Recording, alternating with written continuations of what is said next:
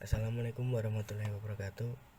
Di sini saya dari kelompok 8 akan menjelaskan tentang hadis ekskatologi Islam yang beranggotakan saya sendiri Ahmad Wibowo dengan NIM 192111129 dan juga Devil Mubarokah dengan NIM 192111113. Pengertian ekskatologi Islam. Pengertian ekskatologi Islam ini diambil dari bahasa Yunani yaitu eksatos dan logos. Eksatos yang berarti hal-hal yang terakhir dan juga logos yang berarti ilmu pengetahuan. Ekskatologi Islam ini membahas tentang doktrin terakhir. Sebuah doktrin yang membahas tentang keyakinan yang berhubungan dengan kejadian-kejadian akhir hidup manusia. Aspek-aspek ekskatologi ini ada beberapa aspek. Yang pertama yaitu kematian, yang kedua alam barzah, yang ketiga kebangkitan kembali, dan yang keempat surga dan neraka. Langsung saja yang pertama aspek kematian. Kematian adalah awal dari perjalanan panjang dalam evolusi manusia untuk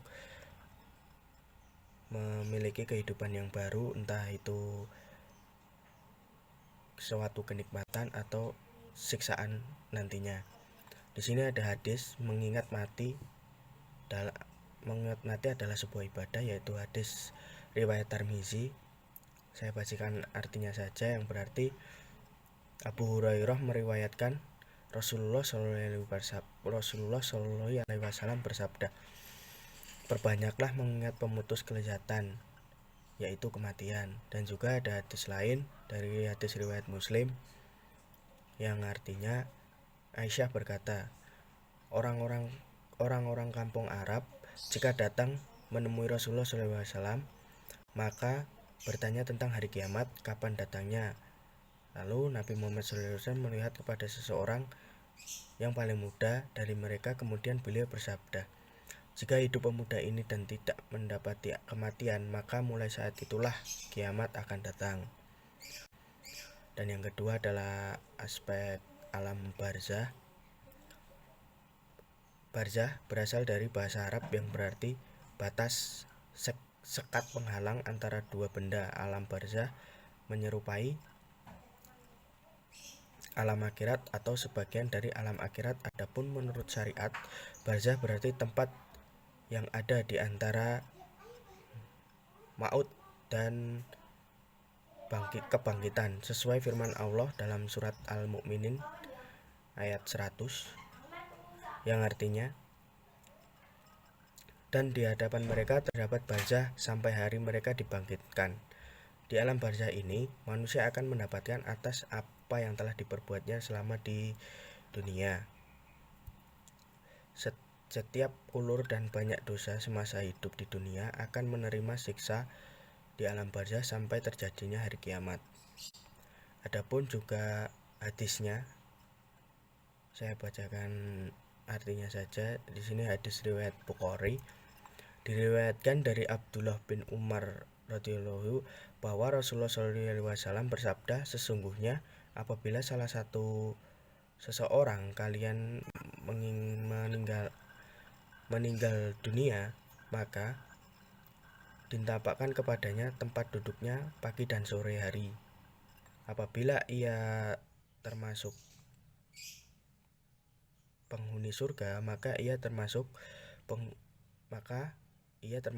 neraka, dan apabila termasuk penghuni neraka, maka ia termasuk penghuni neraka. Dikatakan ini tempat duduknya hingga Allah membangkitkan pada hari kiamat." Itu yang selanjutnya nanti bisa dijelaskan oleh Mbak Devri. Baik, saya akan melanjutkan presentasi dari saudara Ahmad Wibowo. Selanjutnya tentang kebangkitan kembali. Hari kebangkitan adalah hari di mana manusia oleh Allah dibangkitkan dari kuburnya, lalu roh dikembalikan kepada jasadnya.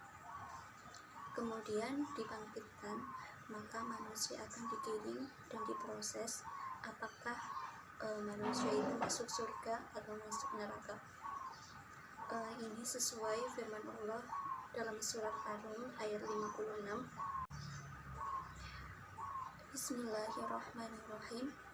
Wa qala alladzina utul ilmi wal imani laqad labithtum fi kitabillahi ila yaumil ba'tsi fa hadza yaumul ba'tsi walakin antum la ta'lamun.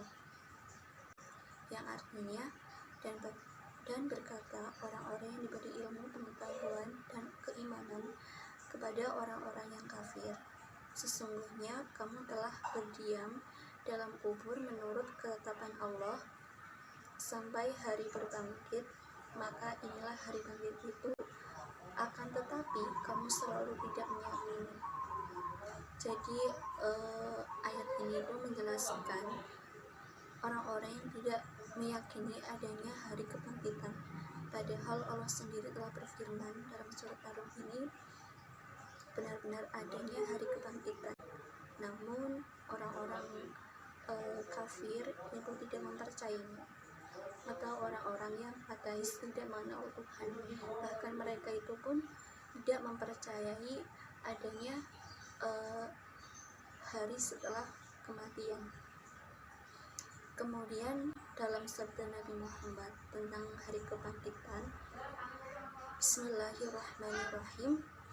Akhbirni Umar wa ibni Utsman qala hadatsana Baqiyatu qala akhbirni Subaidi qala akhbirni Zuhri Urwah an Aisyah anna Rasulullah sallallahu alaihi wasallam qala yub'atsun nasa yaumal qiyamah khufatan uratan khurlan faqalas Aisyah fakaifa bil aurati qala likulli minhum yawma idzin syanun yuhni. Yang artinya telah mengabarkan kepada Amr bin Utsman, dia berkata telah menceritakan kepada Bani Baqiyah, dia berkata telah mengabarkan kepada Az-Zubaidi, dia berkata telah mengabarkan dari Aisyah bahwa Rasulullah SAW bersabda, manusia akan dibangkitkan pada hari kiamat dalam keadaan tidak beralas kaki, telanjang, serta tidak berhitan. Lalu Aisyah bertanya, bagaimana dengan aurat? Beliau menjawab dengan membaca ayat, setiap dari mereka pada hari itu mempunyai urusan yang cukup menyibukkan. Dalam arti mereka itu tidak merasa bahwa mereka itu sedang beralas kaki, telanjang. Mereka tidak memperdulikan hal itu karena yang mereka rasakan adalah tentang ketakutan yang sedang dialami pada hari kebangkitan itu. Slide berikutnya tentang surga. Surga berasal dari bahasa Arab yang berarti al-jannatun, yang artinya tertutup. Tertutup di sini maksudnya tidak dapat dijangkau oleh panca indera manusia. Al-jannatu dalam bahasa Arab berarti itu kebun yang terdapat pepohonan, terutama pohon kurma. Sesuai sabda Nabi, Bismillahirrahmanirrahim. Hadatsana Musaddadun qala hadatsana Mu'tamarun qala sami'tu abi qala sami'tu Anas ibni Malik qala dzukira ila an-nabi sallallahu alaihi wasallam qala li Mu'adz ibni Jabalin man laqiyallah la yusyriku bihi syai'an dakhala al-jannata qala Allah abashirun nasa qala la inni akhafu ayyukulu. Artinya telah menceritakan kepada kami, Musaddad berkata telah menceritakan kepada Mu'tamir mendengar bapakku berkata, Aku mendengar dari Anas ibnu Malik disebutkan kepadaku bahwa Nabi Muhammad pernah bersabda kepada Mu'az bin Jabal, barang siapa berjumpa Allah dengan tidak menyekutukannya dengan sesuatu apapun, maka dia masuk surga. Mu'az bertanya, bolehkah jika aku sampaikan kepada manusia? Lalu Nabi Muhammad menjawab, jangan berkata, aku khawatir mereka akan jadi malas untuk beramal. Kemudian ini salah satu contoh sifat surga atau gambaran-gambaran bagaimana isi surga itu seperti apa. Hadatsana Ishaq ibni Ibrahim al-Khadiyu akhbirani al-Mukhlisu wa ummiyu hadatsana Wahaibun an Abni Hazim an Sahla ibni Sa'id an Rasulullah sallallahu alaihi wasallam qala inna fil jannata bisyajaratun yusayyiru rukibu fi dhilliha minatun amin la yaqdaruha.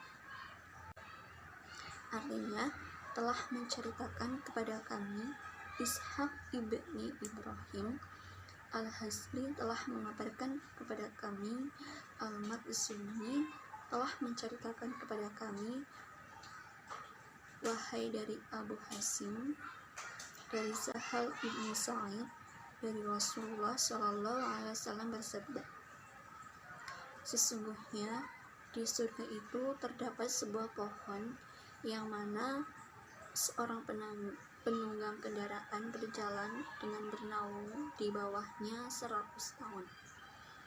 Ia tidak sampai juga. Slide terakhir tentang neraka. Neraka itu dalam surat Al-Fat ayat 6 digambarkan sebagai tempat seburuk-buruk tempat. Wa a'dalahum jahannam wa sa'at masira. Dan Allah telah menyediakan bagi neraka jahanam, dan neraka jahanam itulah seburuk-buruk tempat kembali.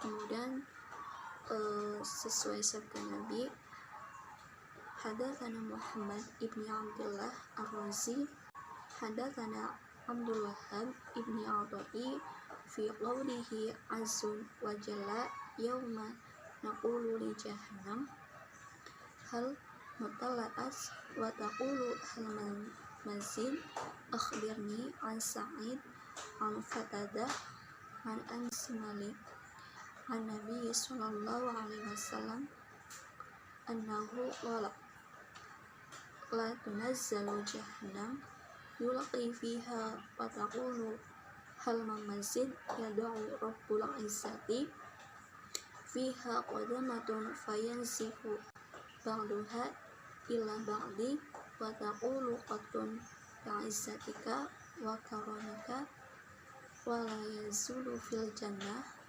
fadlun hatta yanshillah laha khalqan fayaskinahum fadlal jannah.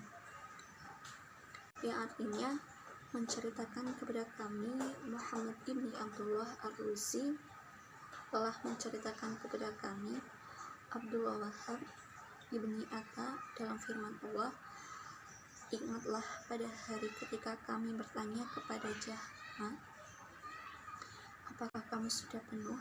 Ia menjawab, masih adakah tambahan? Telah memberikan kabar kepada kita dari Sa'id, dari Qatadah, dari Anas ibni Malik, dari Nabi Muhammad SAW bahwasanya beliau bersabda, akan terus dilemparkan ke dalam jahanam para penghuninya, sementara neraka jahanam mengatakan, apakah masih ada tambahan? Sampai akhirnya Allah menginjakkan kakinya sehingga sebagaimana menyatu ke sebagian yang lain. Maka neraka berkata, cukup, demi keagungan dan kemuliaan-Mu. Begitu surga untuk makhluk baru, kemudian ditempatkan di dalamnya. Sekian presentasi dari kelompok kami. Wassalamualaikum warahmatullahi wabarakatuh.